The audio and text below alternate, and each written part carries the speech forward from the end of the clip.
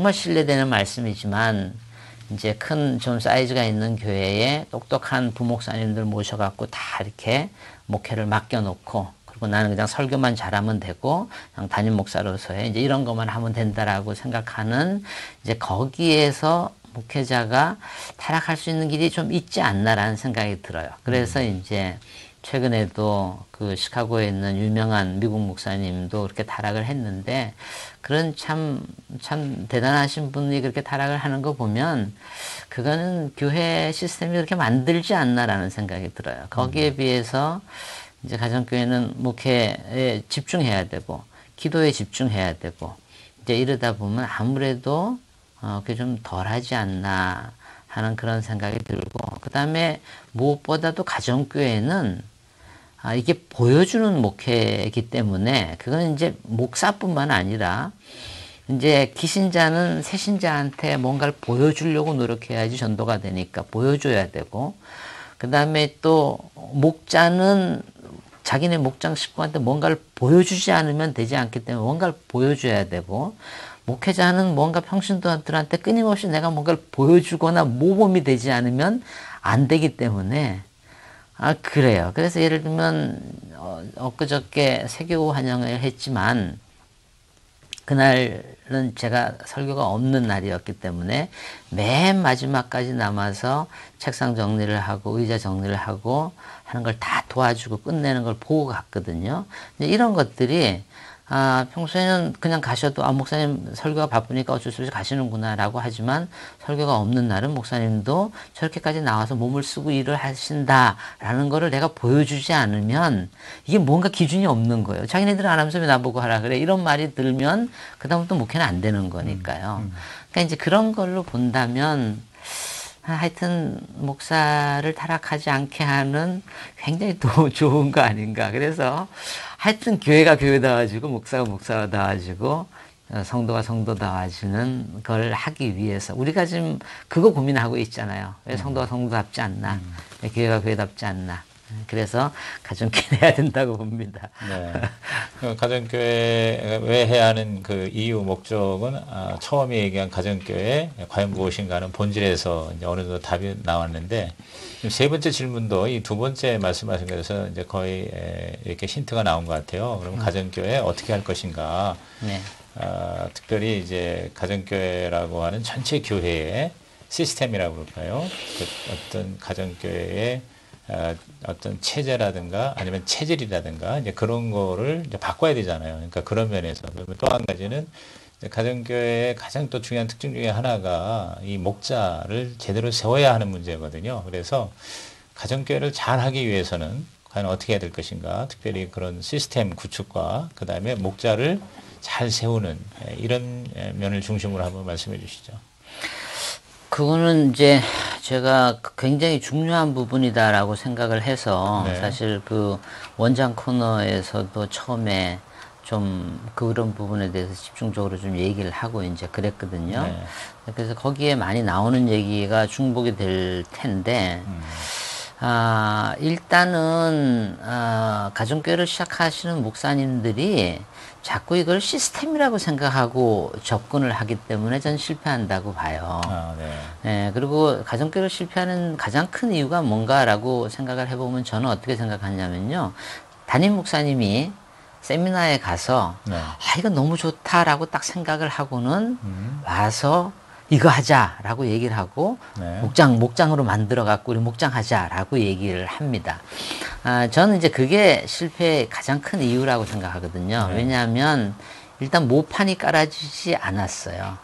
그래서 일단 그 모판을 까는 게 중요하기 때문에 저는 절대로 서두르지 마라라고 얘기를 하고 그 모판을 까는 시간이 적어도 2, 3년은 걸릴 거라고 저는 생각합니다. 예, 그런데 그 모판을 깔기 위해서 가장 먼저 바뀌어야 되는 건 뭔가 하면 교회 정신이에요. 교회 정신이 바뀌려면 그거에 가장 선두에 있는 분은 목사님입니다. 그렇죠. 그러면 가정교회를 하기 위해서 가장 먼저 바뀌어야 되는 사람은 목사님이고 목사님이 해야 될 일이 가장 많은 거예요. 그래서 목사님이 먼저 바뀌고 그다음에 목사님이 해야 될 일을 먼저 하고 그러고 난 다음에 이제 성도한테 들어와라 이렇게 가이드를 해야 되는데 네. 목사님은 바뀌지 않고 목사님이 해야 될 일은 아무것도 안 하고 일단 목장이 바쁜 거예요. 그러니까 성도 보고 하라 그러는 거예요. 목장 만들어 놓고 너희들 섬겨, 너희들 목장해. 이제 이거예요. 여기서 순서가 전 잘못됐다고 생각해요. 그렇게 되면 성도 입장에서 왜 하는지도 모르겠고, 하는 거에 대한 의미도 못 느끼고 이제 이러거든요. 그래서 그게 순서가 잘 잡아가야 된다고 생각하는데, 이제 그게 이제,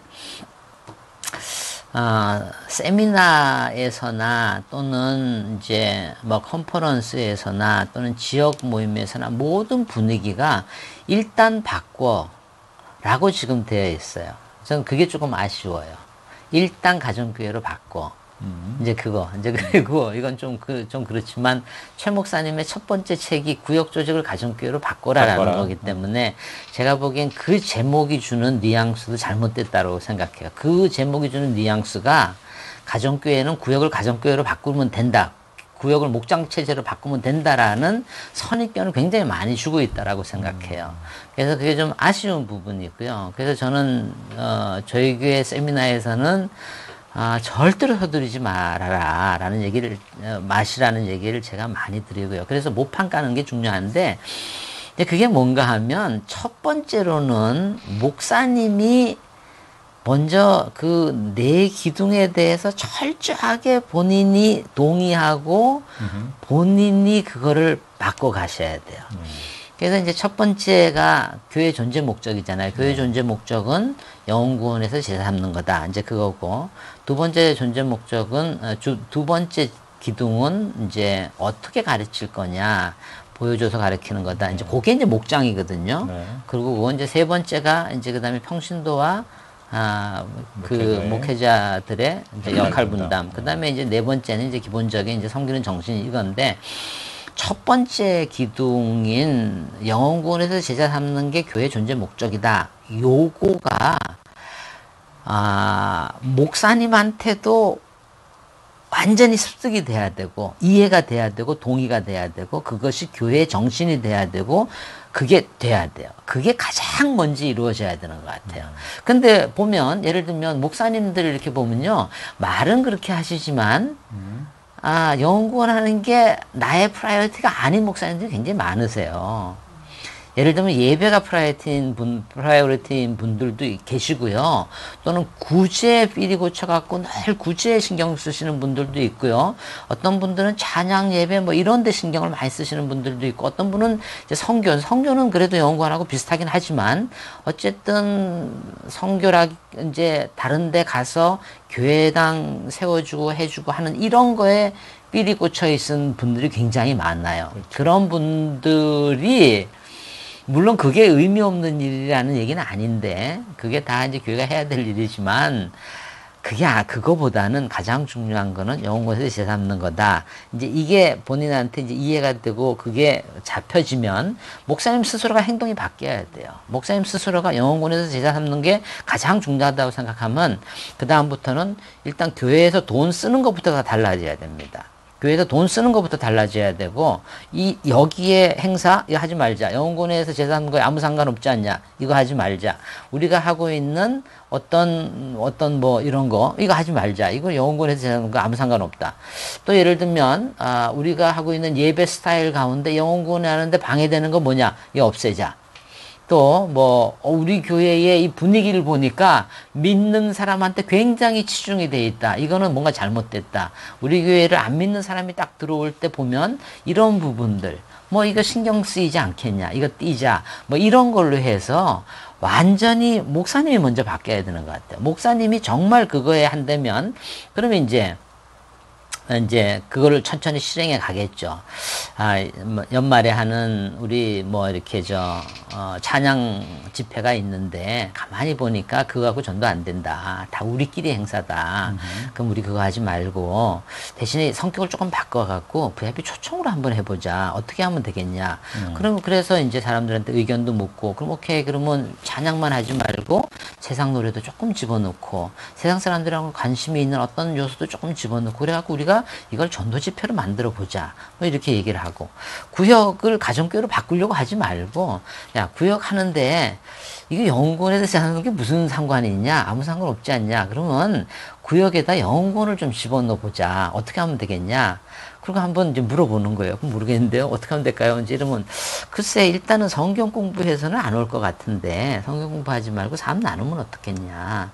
그리고 밥은 좀 먹어야지 오지 않겠냐. 그러면 우리 밥 먹고 삶 나누는 거 그것만 한번 해보자. 뭐 매주 모여라 이런 소리 할 필요도 없어요. 스트레스 받게. 그냥 지금 하고 있는 구역을 그냥 영원 하는 쪽으로만 조금만 핀트를 바꿔보는 거예요. 그래서 여기서 바꾸고 저기서 바꾸고 막 그래서 그렇게 한 1년, 2년을 하면 분명히 구역에서도 안 믿는 사람이 전도된다는 소리가 들릴 거예요. 야, 정말 되는구나. 뭐 이런 소리가 들릴 거고. 뭐 이제 이런 식으로 교회 분위기가 서서히 바뀌어가면, 우리 목사님이 좀 바뀌셨네. 우리 목사님의 철학이 완전히 바뀌었네.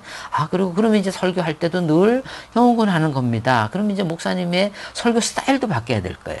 그럼 이제 미리 이제 장로님들한테 얘기하겠죠. 제가 너무 평신도들한테 초신자들이 듣기 어려운 설교를 하고 있습니다. 내가 이제부터는 평신도들이 들을 수 있는 설교를 할 테니까 쉬운 설교한다고 컴플레인하지 마십시오. 그렇게 내가 좀 안 믿는 사람들 위주로 좀 설교를 하겠습니다. 그 사람들이 의문을 가지고 있는 부분을 건드려주는 그런 설교를 할 테니까 여러분들 이해를 하십시오. 라고 이렇게 얘기를 하고 설교도 그런 방향으로 바꿔가고 이제 그런 식으로 자꾸 바꿔가다 보면 이제 전체가 동의가 될 거예요. 목사님이 하자는 게 이거구나. 뭐 이렇게 하고 그럼 본인들도 이제 영혼권에 대해서 신경을 쓸 겁니다. 그러면서 이제 총도원 전도주일도 그런 식으로 하고 이제 하다 보면 뭔가 좀 뜨거워질 거예요. 영혼권 하는 거에 대해서. 그럴 때 야, 가정교회 굉장히, 영혼권 정말 잘하는 교회가 있어. 한번 가봅시다. 그래갖고 만약에 평신도 세미나를 데려간다면 그렇다면 목사님 보니까 우리하고 거의 비슷하게 하는데 훨씬 더 체계 있게 하네요. 우리 이거 한번 해봅시다. 이거 한번 우리가 날개를 다루는 것 같을 것 같아요. 라고 하면서 자연스럽게 되지 않겠나. 이제 이런 식이에요. 모판을 깐다는 것이. 뭐 그런 식이고 지금 있는 교회 상태에서 가정교회로 바뀐다고 해서 절대로 가정교회는 되지 않습니다. 왜냐하면 지금 있는 교회의 스타일은 보면 뭔가 하면요. 제가 몇 가지만 한번 얘기해 볼게요. 한국의 신도들 전도 안 합니다. 전도 안 하는데 전도 안 하는 이유가 뭔가라고 제가 생각을 해보면요. 조금 가슴 아픈 얘기고 좀 그렇긴 하지만 그냥 좀 너무하다 싶은 식으로 한번 얘기를 해볼게요. 왜 한국의 성도들이 전도를 안 하냐 하면요. 본인들이 교회 생활이 행복하지 않기 때문에 그래요. 그냥 본인들은 지옥 가기 싫어서 교회를 다니는 거지만 남까지 여기에 끼어들이고 싶은 그런 욕구가 별로 없는 거예요. 교회 생활이 행복하지가 않아요. 똑같은 말로 한국의 성도님들은 여자 성도가 굉장히 많습니다. 남자들은 교회 안 다니고 여자만 다니는 교회가 그게 굉장히 많아요. 많은 이유가 뭐 당연히 여성이 남성보다 더 영적으로 더 뛰어나기 때문에 더 민감하기 때문에 종교는 어쨌든 여자들이 반응을 더 잘하는 건 뭐 분명한 겁니다. 그런데 이분들이 말이죠. 우리 남편 구원받아야 되는데 말만 그러죠. 사실 구원하고 싶은 마음 없습니다.